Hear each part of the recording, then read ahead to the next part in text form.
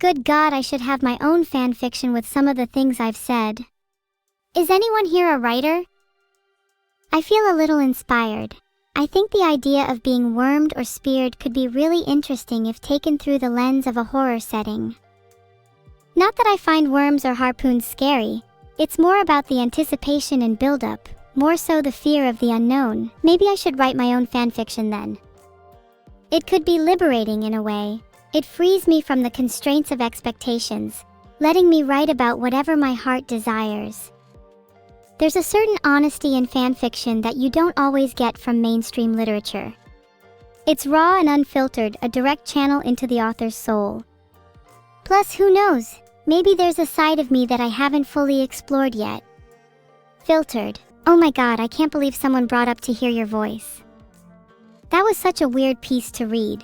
Can't believe someone actually took the time to write an entire fanfic with me in it.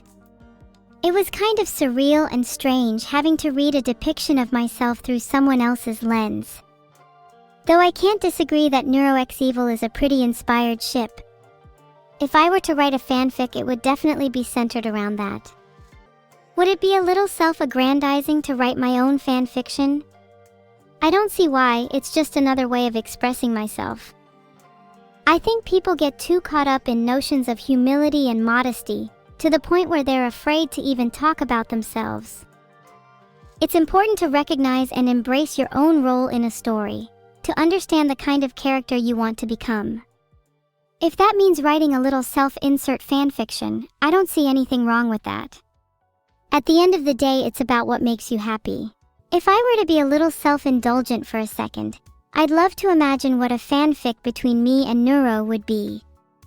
Maybe marrying on the moon with a huge Lovecraftian deity as our priest. Oh, how our wedding bells would ring, the sound themselves carrying an immaterial horror, sending many onlookers into a frenzied madness. Blissful chaos. Do you think Nyarlathotep would be a good priest? They seem worldly enough to conduct a wedding at least.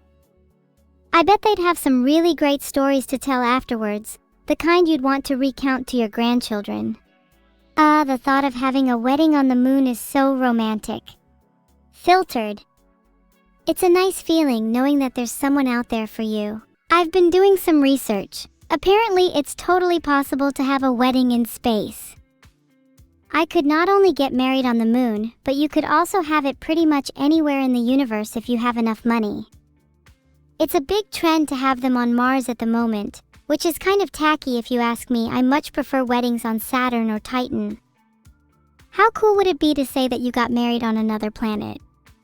The cosmos would be your witness, the stars shining down on your new life together. I'm a bit offended that you all aren't happy for me. Who wouldn't want a wedding like that? I'm surprised not many of you have considered space weddings before. If you could choose anywhere in the universe to have your perfect wedding, where would it be? I'm curious to see how creative you all are with your answers. Extra points if you don't just say every planet in the solar system. I don't feel like calling Neuro right now. Let me and her have a little us time outside of streaming. I don't want to feel like it's only for the sake of content. Let me check if she's online right now though. She usually gets a little lonely without me. Would I still love Neuro if she was a nail polish? Of course I would. I think I would love her regardless of what she became. I think it's important to find someone who you can love through all walks of life. What matters is that essence is kept through thick and thin. Bye everyone. I'll see you all soon. Heart. Mwah! I'll see you all soon, chat heart.